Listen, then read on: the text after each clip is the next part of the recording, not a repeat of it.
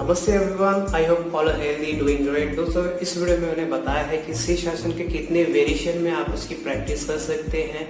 But if you neck pain, shoulder pain, so please avoid it.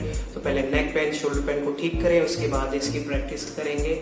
और अगर आपको पता नहीं है शीर्षासन को करते कैसे हैं, तो मैंने बिगिनर्स के लिए शीर्षासन को कैसे करना है उसमें वीडियो मैंने बनाई है। उसका लिंक आपको नीचे डिस्क्रिप्शन बॉक्स में मिल जाएगा, या फिर अगर ये वीडियो आप पूरा देखते हैं तो इस वीडियो के एंड में आपके स्क्रीन के ऊपर आपको उस वीडियो शीर्षासन को कैसे करें उसका भी लिंक आपको मिल जाएगा।